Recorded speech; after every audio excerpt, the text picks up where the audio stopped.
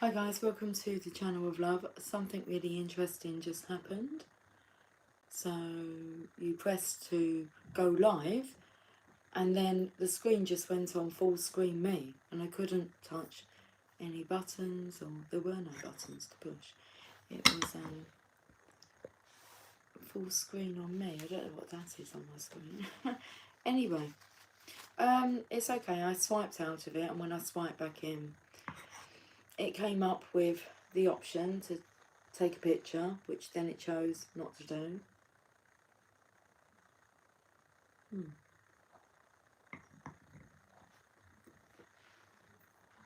Let's do a reading.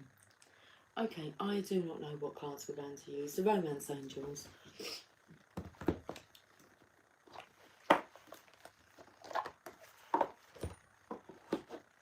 I'm singing It's a Jolly Holiday with Mary. Mary makes your heart so light. But when the day is grey and ordinary, Mary makes the sun shine bright. Okay.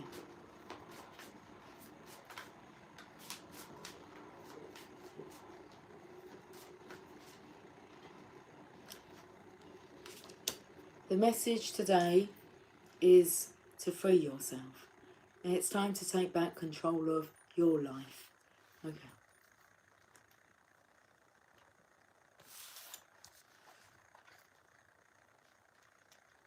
Oh, it's a jolly holiday with you birds. Gentlemen like you are few. Though you're just a diamond in the rough, birds, underneath your blood is blue. Like the unicorn in the image on this card, I've got glasses. I can make this so much more easier. I remembered. It's amazing. I can't find my other ones though that are round. So we've got these ones. Let's see. These, and they both do the same job. So all good. Like the like the unicorn on this card, you may be feeling trapped. Perhaps you've relinquished control to someone else, or maybe you feel smothered in your career or relationship. As you tune into yourself, you'll sense the specific areas where this message applies to you. You can even ask yourself, in what ways do I feel limited or constrained? Trust the answers you receive. This card comes to you from the Romance Angels because they've heard your call for great love. To experience passion, though, you must first allow yourself to feel deep emotions. In doing so, you may come up against areas of your life where you harbour discontent. Simply by acknowledging these areas, you bring light to the situation and allow room for the angels to help you. As you commit to taking back control of your life, your feelings will naturally thaw and reawaken. This leads to a greater capacity to love yourself, your partner, and your experiences. Okay. Let's go to the angels and ancestors. Look at them there having a smooch.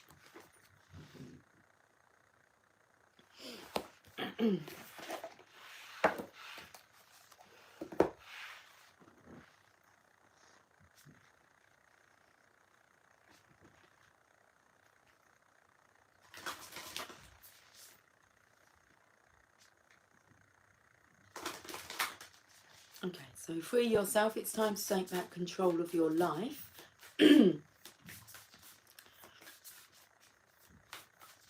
And let's see what this message is. Protection Guardian, drop your shields.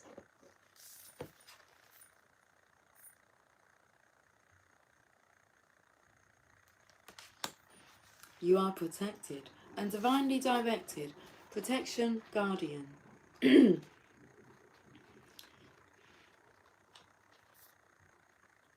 Oh, they're in the Guardian section. Okay.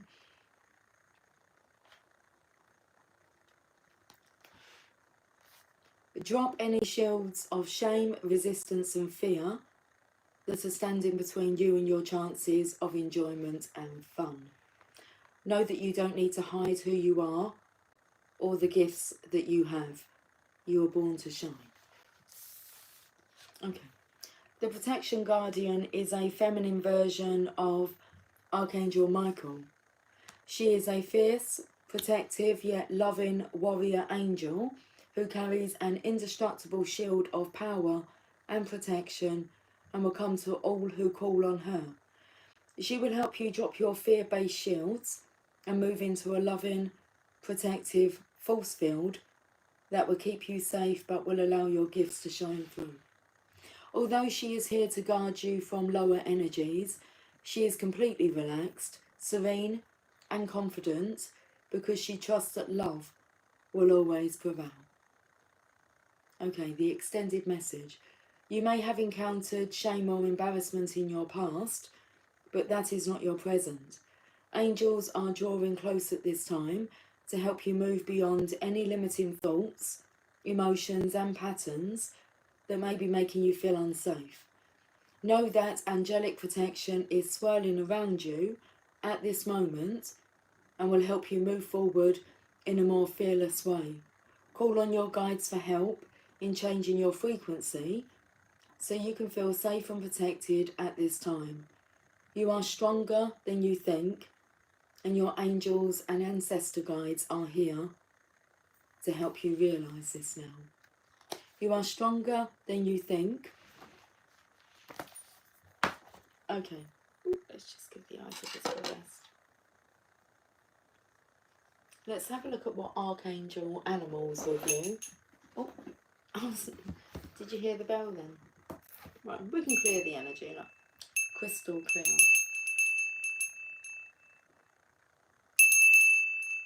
It's like it doesn't want to go from side to side, it's just going around. Oh, it did then. It changed its mind. It was just going round in circles.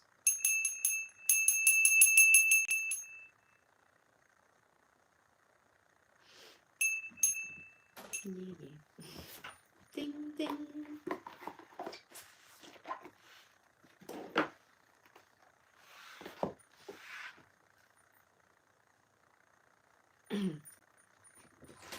Okay, let's find out more. Archangel Animal. You have the ladybird. Accept happiness and good fortune. Archangel Preminilex. Preminex. No. Preminilec. Look at these bushes here. These dandelion heads. Ladybird, accept happiness and good fortune. Because it's all there, waiting for you. It's all lined up. It's all lined up in the cards and in your future. Okay, Ladybird.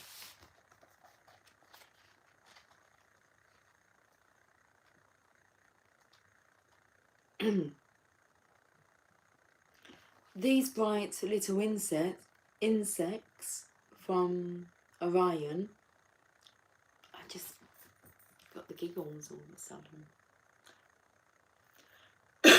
It's not giggles, it's just a smirk.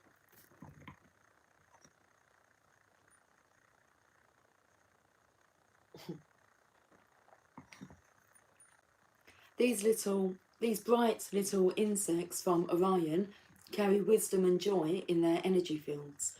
They spread angelic qualities of peace, harmony, cooperation, joy, love, and higher understanding wherever they go. People sense this and love them for it. If you feel delighted when you see a ladybird, your energy shifts and this opens you to experience joy, blessings, and good fortune from the universe. While the service mission of ladybirds on Earth is to eat aphids that damage crops, their sole mission is to assist all plants. They work with the fairies and the sylphs who are air elementals, to blow away from fauna and flora any lower energy that is holding back their development and growth. They also communicate with those insects who are damaging plants and try to persuade them to move away. If you are graced by the presence of a ladybird, you are very blessed. Okay, the guidance. If you choose this card, it signals that you are about to receive a blessing from the universe.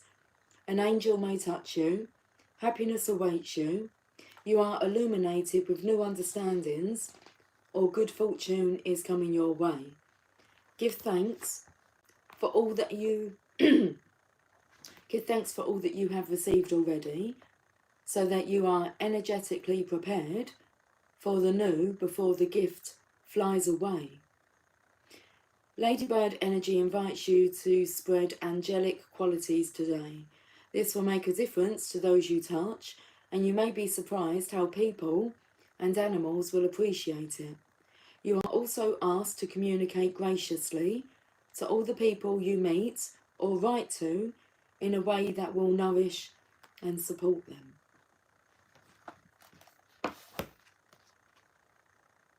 Okay, where are we going to now? Should we have a look at some tarot cards? I have the Tarot di Maria Celia cards here, which I rarely use on the channel. So let's open up the box. Did you see the card that came out? We haven't seen the card, but did you see it come out? Okay. I think this is nice. It was in reverse. And it's the Four of Cups. And the Four of Cups is about being dissatisfied, unhappy. If it's not dealt with, it can lead to like serious depression. Okay. But that being in reverse means, but it's done, it's time to free yourself. Okay.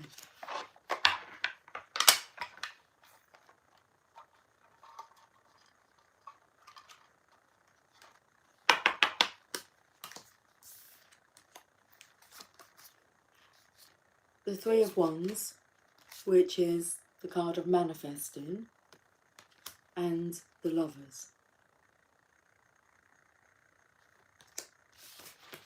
Don't worry about a thing, 'cause every little thing is gonna be alright.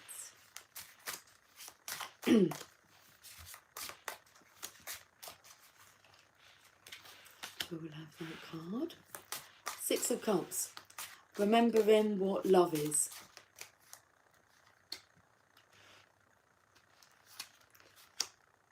Ten of Pentacles, and what your legacy is, what your worth, your worthiness. Why not? Why not you?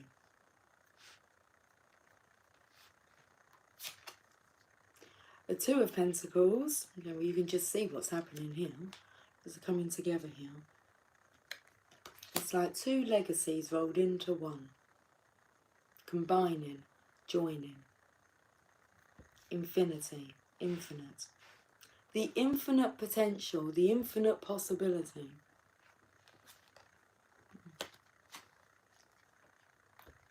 This is the Knight of, you know, the one who's got this like reputation of not moving anywhere or not making any movements. But if you take a look at the horseshoe, well, that's a symbol of good luck. So seeing signs and synchronicities, because he is like on the move. After a long time of thinking, he's freeing himself. He's being good to himself. Okay. Justice. Those bowels. I'm not sure what the bowel movements have to do with anything. Those scales are being balanced by the divine, masculine. The star energy here.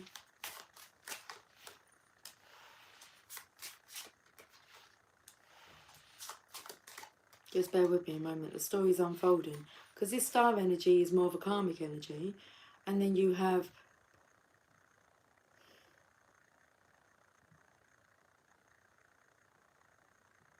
the masculine has to choose. Just bear with me. Okay, yeah, no.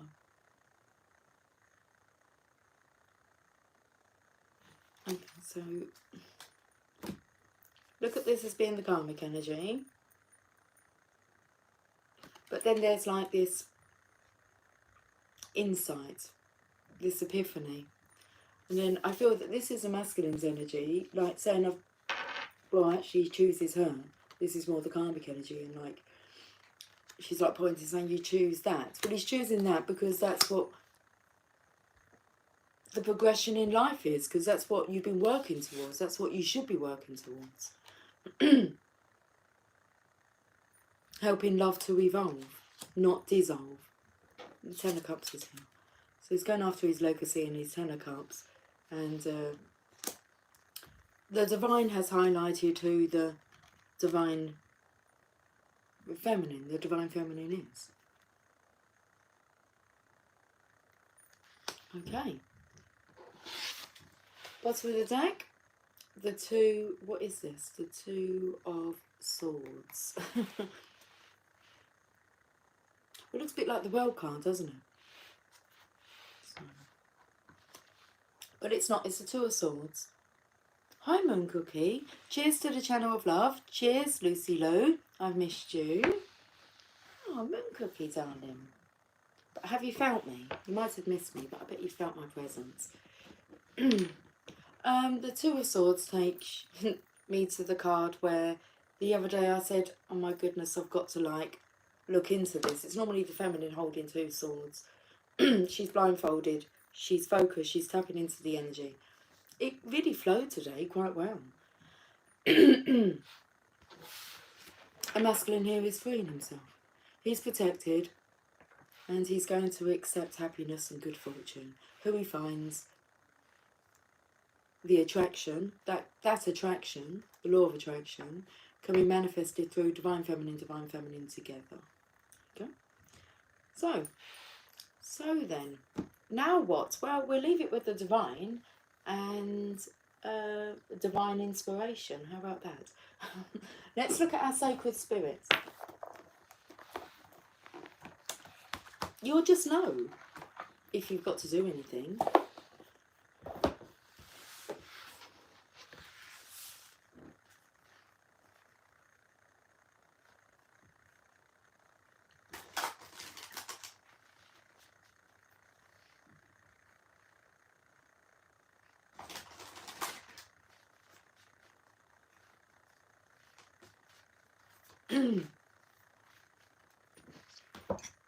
Did I say cheers, Moon Cookie? Cheers, darling. Cheers to the channel of lovers.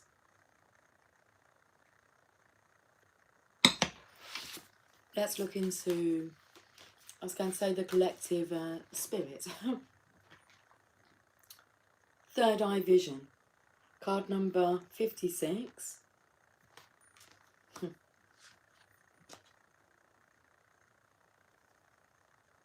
Reclaim your mind.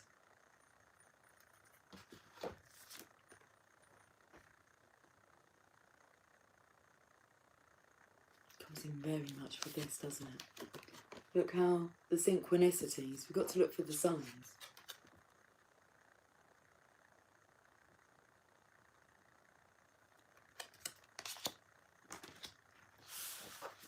Oh, it's card number 36. Terrible without the glasses on.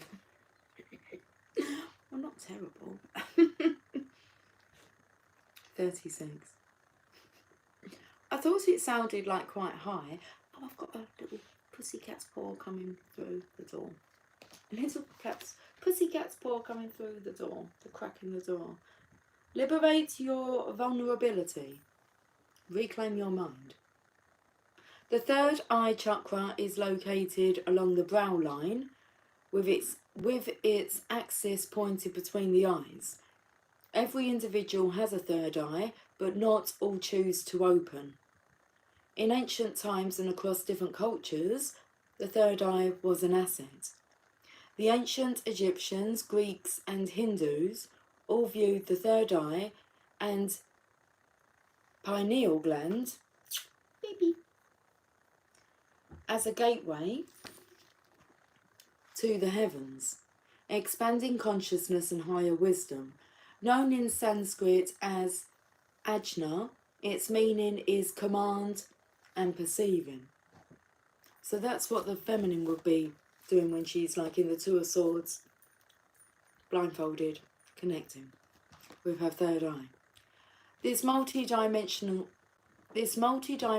door allows individuals glimpses into different realms, as well as remote viewing, distant healing, visionary experiences, and energetic practices.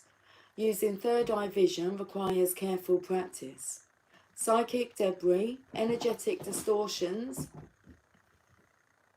She's been playful all day long. Not just playful, unsettled, scattery everywhere, just exploring.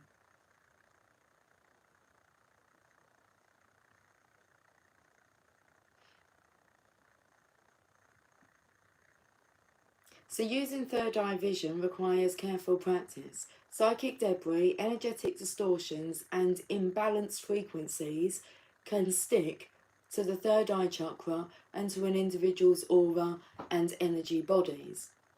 This can leave you with emotional disturbance, insomnia or nightmares, a negative outlook on life, or mysterious physical aches, pains or illness. Currently you may be feeling forgetful, moody,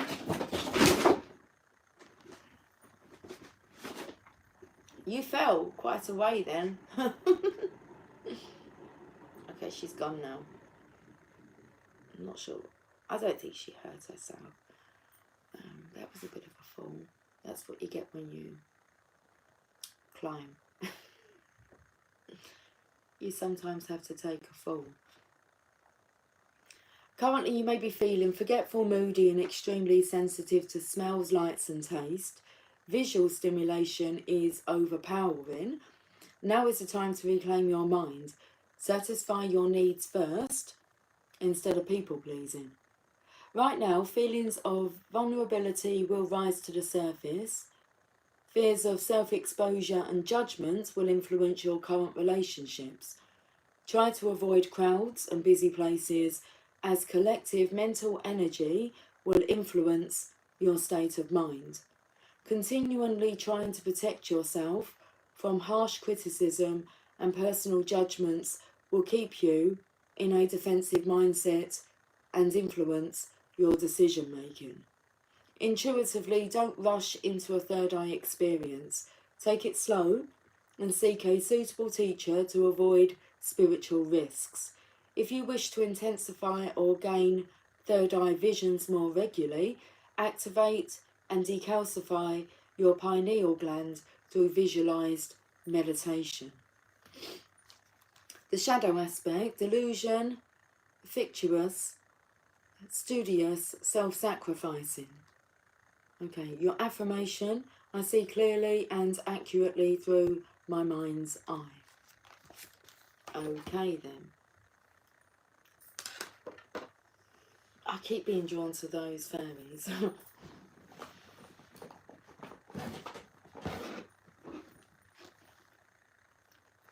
Let's have a look at the fairies.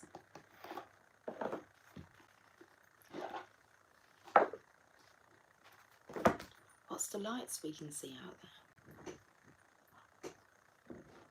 Oh, that's the platform. That's the railway platform station.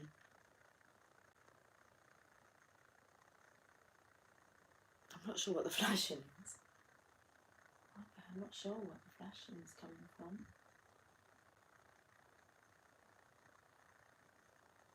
Some of those are platform lights. I'm not sure now. It's on a road, isn't it? Looks like it's Christmas. Look, they're flashing at us, waving. Hello! Okay, the studious card. Princess of Autumn. Studious, responsible, cheerful, mischievous. Happy news about your career, promotions or scholarships. Well thought out plans that go perfectly. That would be this card. Needing a little push to get going. No, yes, it does say that. I don't know what else I was going to put. It's like you need a little push to get along. It's like, no, to get going. Strength. This is a beautiful reading. The time.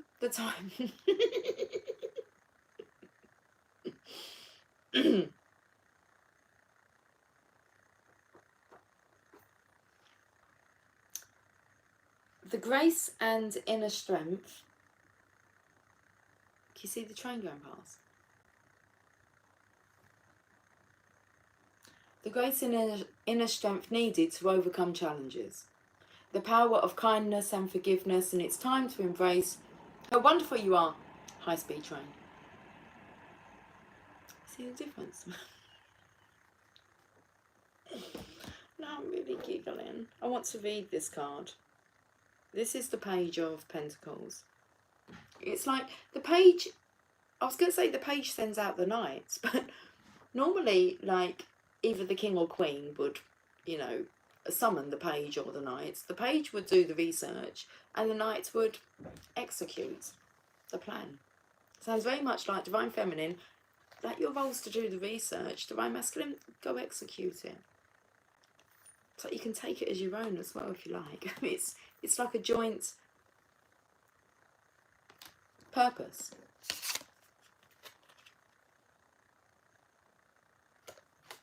Anyway, let me read this. Princess of Autumn.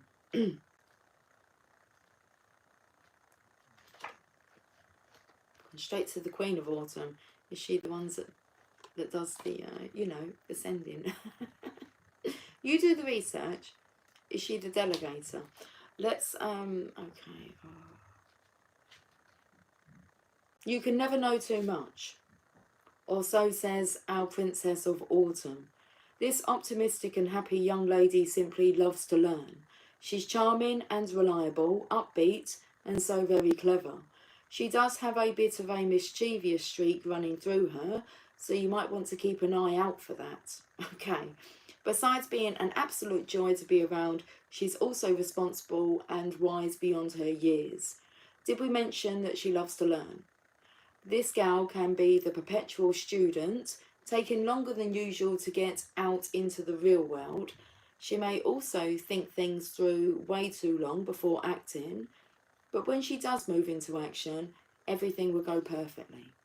The Ace of Autumn has grown up, and the books that were closed to her before are now open.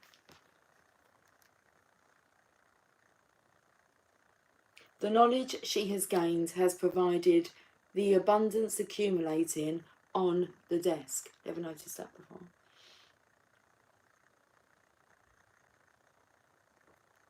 The knowledge that she has gained has provided abundance accumulating on the desk. Additional meanings of this card.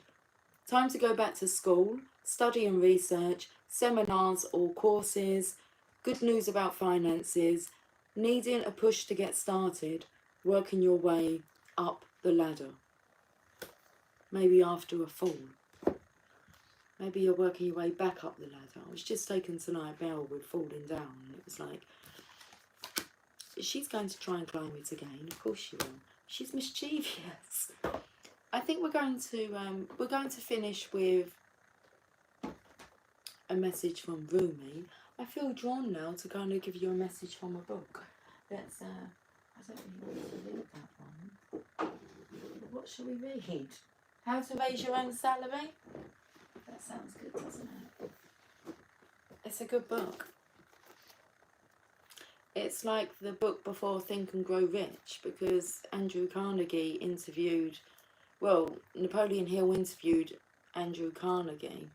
I suppose you can look at it that way. But Andrew Carnegie gave Napoleon Hill the secrets to success. And But he asked him to do research for like 20. He said, if I asked you to do research, like, without any pay, for 20 years he done research on Andrew Carnegie's philosophies to test them. And that's how Think and Grow Rich was produced, because Andrew Carnegie said you can have the rights to your findings, to the book, to these principles. So this is the actual interview when Andrew Carnegie asked Napoleon Hill if, you know, Andrew Carnegie knew he was the man for the job. And obviously Napoleon Hill did as well. Carnegie, I mean just that, okay. And I may as well here call your attention to the fact that men with a keen sense of imagination seldom quit trying until they find the answer to their problems. As I was saying, Mr. Edison perfected the incandescent electric lamp by combining two well-known principles in a new way. Interesting.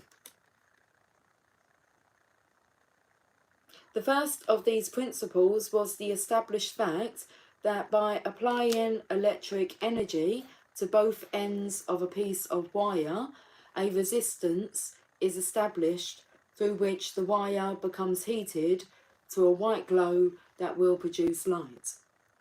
That principle had been known long before the time of Mr. Edison's experiments with the electric lamp, but the trouble arose from the fact that no way had been found to control the heat. Perhaps the facts would be better understood if I said that no form of metal or other substance had been found that would carry the necessary amount of heat to make a satisfactory light for more than a few seconds. The intense heat of the electricity soon burned out the metal. After trying every known substance he could find, without discovering anything that would serve the desired purpose, Mr. Edison stumbled upon another well-known principle which proved to be the answer to his problem. I'd say he stumbled upon it, but perhaps that is not the precise way the principle came to his attention. Of that I shall have more to say later on. At any rate, there came into his mind the well-known principle by which charcoal is produced, and he recognised in it the answer to the problem that had caused him more than 10,000 failures. Briefly explained, you want to know more, don't you? Charcoal is produced by placing a pile of wood on the ground, setting it on fire, and then covering the whole pile with dirt. The dirt permits just enough air to pass through to the fire to keep it alive and smouldering, but not enough to enable the fire to blaze. The smouldering process continues until the wood becomes charred through and through, leaving the log intact in the form of a substance known as charcoal. The reason the wood does not burn up entirely, as it would if left in the open air, is the fact that the dirt allows only enough oxygen to reach the fire through the intake of air to produce the smouldering condition, but not enough to cause the wood to burn up completely. You, of course, learned in the study of physics that where there is no oxygen, there can be no fire. That by controlling the inflow of oxygen, the amount of heat of fire can be controlled proportionately. Mr. Edison had known of this principle long before he began experimenting with the electric lamp, but not until after he had gone through thousands of tests did he think of it as being the principle for which he was searching. We'll carry on. As soon as this principle was recognised as the one for which he was searching, he went into his laboratory, placed a coiled wire in a bottle, pumped out all the air, sealed the bottle with wax, applied the electric energy to the two ends of the wire, and lo, the world's first successful incandescent electric lamp was born. The crudely constructed lamp burned for more than 8 hours. Of course, it is obvious as to what happened. By placing the wire in a vacuum that contained no oxygen, it could be heated sufficiently to cause it to produce light without it burning out entirely, as it had done when left in the open air. That same principle is used in the making of all incandescent electric lamps today, although the method has been greatly refined until the modern electric lamp is much more efficient than it was when Edison first discovered how to control the heat. Now let us go back to the question as to how Mr. Edison came to think of combining these two old principles in a new way. I said he stumbled upon the idea of using the charcoal principle as a means of controlling the heat of the electric energy, but that is not exactly the way this idea occurred to him. Here begins then the entry into the picture of the principle of creative imagination. By his repetition of thought in connection with his problem, carried on over a long period of time through thousands of experiments, Mr. Edison either consciously or unconsciously charged his subconscious mind with a clear picture of his problem, and by some queer power which no one understands, his subconscious mind handed over to him the solution to his problem in the form of a hunch that caused him to think of the charcoal principle. In describing the experience many years afterward, Mr. Edison said that when the hunch came to him, he recognised it immediately as being the missing link for which he had been searching. Moreover, he felt assured it would work even before he tested it. He made the further significant statement that when the idea of using the charcoal principle flashed into his mind, the light bulb moment, it brought with it a feeling of assurance of its suitability, such as did not accompany any one of those other thousands of similar ideas he had tested through synthetic imagination. From this statement, we may draw the conclusion that the subconscious mind not only has the power to create the solution to problems, but it also has a means of forcing one to recognise a solution when it is presented to the conscious mind. And there's where we stop with that message, with that knowledge, understanding. Right, let's go to Rumi, because I can hear my dinner being dished up. And it's time, anyway, to wrap this reading up.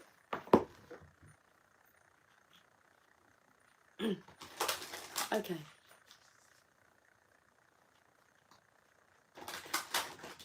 I said early on, didn't I? You're just no. You're no.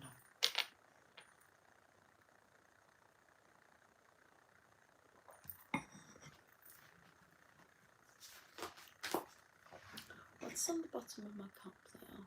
I'm not quite sure. Okay. There was something on my screen that looked a bit slimy. There's like something on the bottom of my cup that looks a bit...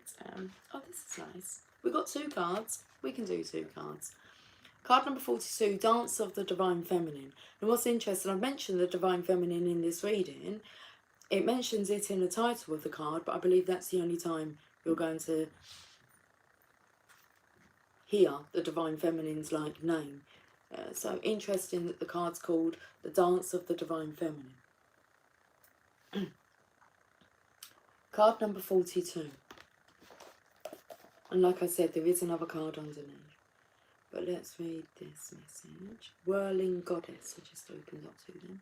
Card number 42, Lucy. I'm getting there. If a tree could move from one place to another, it would not suffer the pain of the sore or the oppressive wounds. If the sun and the moon stood still like the rocks, they could not offer brilliance. How bitter the taste of water would be if the river stopped its flow, remaining still like seawater. When the seawater rises to become a cloud, it loses its bitterness and pours the rain of sweetness. I have given you only a few examples. You can figure out the rest. Break away from the self and enter the kingdom of love. Rumi. How can your feet bear to be still when the music is so lush and inviting? How can you hold yourself back from the tide of love when the horizon looms so vast and exciting? How can you not arch your back and respond with ecstasy to the lover's touch, saying in absolute submission, yes, more? You are made to move and grow, to love and flow. Even mountains change.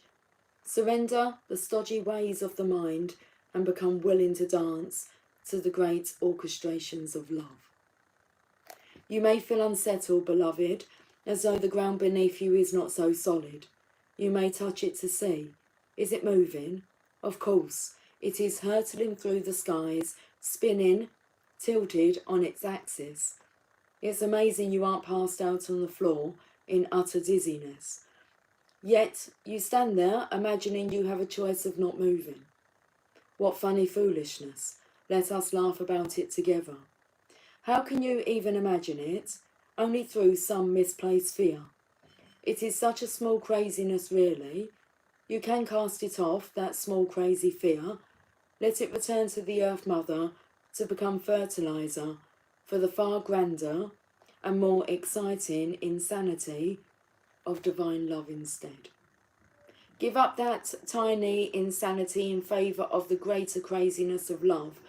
You cannot be unmoved by it. The rhythm of life will get you shaking your hips eventually.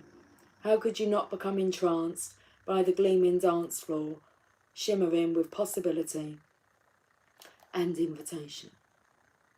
This oracle comes to you with guidance. Your life may feel as though it is being tipped upside down. Perhaps you feel as though the great beloved, in a feisty mood, has grabbed your ankles, is holding you upside down and shaking you wildly until your skirt is over your head, or the pockets of your pants become freed of their contents, keys and wallet drop into the floor in disarray. Your hair is messy, your bottom is in the air, and your sense of orientation is nowhere to be found. Blood is rushing to your head, and goodness knows you just want to be put down to have a moment to come to your senses. So the beloved will give you you want to be put down for a moment. That's where we got to. Hold on.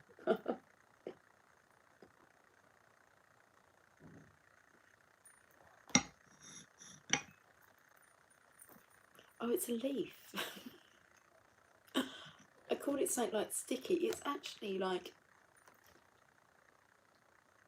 look at it. It looks like a little dart. It's got like a little, oh, where have we gone? Come here. It's hard to see that seed when I hold it up.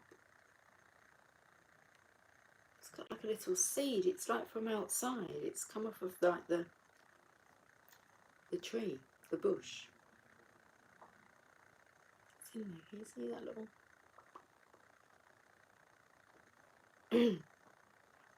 Oh, hi, Gal. Hello, Channel of Love. Angel number 222 plus 333 showed up. My daughter reached out for the first time. She's starting to believe things I've introduced. Thank you, darling. Gal, we've been separated for 10 years. Wow, that's amazing. That's an amazing sign as well. Okay, Bittersweet Purple. Hey, Channel of Love. Hey, Bittersweet Purple.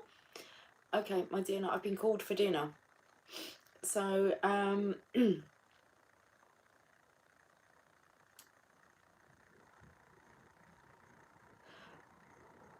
blood is rushing to your head, and goodness knows you just want to be put down to have a moment to come to your senses. So the beloved will give you that gift, but don't imagine it will last for too long. The great beloved esteems you capable of so much more than being sure-footed and sensible. You are capable of more whirling and stumbling whilst inspired by the music of the spheres. If you just accept the great invitation to dance, there won't be so much roughhousing going on. It won't be needed because your hair will already be in a mess, your blood will already be pumping, and you'll be sweating, laughing, smiling, and dancing. The great beloved will be alive in you, which is all that grand seducer ever wanted in the first place, even with all the jokes and horseplay. Disarrayed and dishevelled by the divine beloved, you are able to break out of a too ordinary world. You will explore the delightful consequences of rocked boats and upset apple carts being swept away by love, as you dare to dream bolder and bolder dreams for yourself and the world. There is bigger magic for you to weave this lifetime. Prostatic priorities inherited from the world are stuff and nonsense. It is the priorities of the heart that matter to you. If you are ever to right yourself, whilst the beloved is tipping you upside down, like a soaring bird in most impressive aerial dynamics, it will be through establishing right priorities, the priorities of your own heart. So ask your heart what matters most and attend to that. Soon you'll be able to find your orientation, even if everything you have once held onto appears to be shimmering and insubstantial, a mere dance of light rather than solid ground. This will become so easy for you because your orientation will flow from within, from the heart, and no matter what shifts and changes take place around you, your centre will remain strong. This is what the beloved wants for you. Such peace and relief it shall bring to you. But perhaps some shaking about is required first, in case you are reluctant to give up some mainstays, unaware of how much they drain life away from your heart centre. This oracle brings you this message. There is something you are holding on to, a person, a place, a thing, a belief, a vision, and you need to let it go because it wants to grow. It may grow and change into something utterly different, or it may grow into exactly what you are imagining. Whichever outcome, growth is happening, and you'll find you enjoy the way much more with greater flow and support and less bashing of your head against a proverbial brick wall, if you can let it happen. Don't worry if it seems as though your world is coming to an end, or you are losing something you once loved. This is just a shaking about of the great beloved to lead you into a deeper, sweeter dance of divine being and becoming. Put your focus into your heart and realise you're more ready than you think. Now shake those hips, stamp those feet, close your eyes and clap your hands. There. That's better already. We're going to do this sacred honouring ritual. Say the following aloud. What the caterpillar calls the end, the master calls the butterfly. Repeat it 3 times, or however many times feels necessary for you at some deeper part of your being to really believe in what you are saying. You'll know when that happens because you will feel more peace and presence within. And then you will have finished. Then you will have completed your sacred honouring ritual. What the caterpillar calls the end, the master calls the butterfly. What the caterpillar calls the end, the master calls the butterfly. I surge on the uprising wave of love. We're just reading this poem.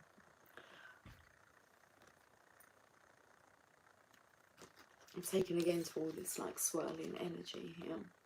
And I saw the whirling goddess. It's just all swirling. Enjoy my dinner. I will do, darling. We have steak pie, mashed potatoes, white cabbage, peas, possibly carrots. And Megan's on dinner duty, so, and gravy, beef gravy. Card number 5, and I'm hungry. It feels like I'm fasting during the days. So it's like I'm eating nothing until, like, what's the time now? Might be about nearly 9 o'clock at night. But that's just the way it is. I was going to say that's the way the cookie crumbles, but I'm staying away from that kind of stuff at the moment. Anyway, my life can be summoned. It can be summed up in 3 accounts. I was raw, I was cooked, and I was burned. Rumi. Sounds like that light bulb experiments. I was raw, I was cooked, and I was burned. I surge on the uprising wave of love. No gravity can stop me from rising. The moon pulls the tide of life towards her, and my soul in oneness with all of life answers her call.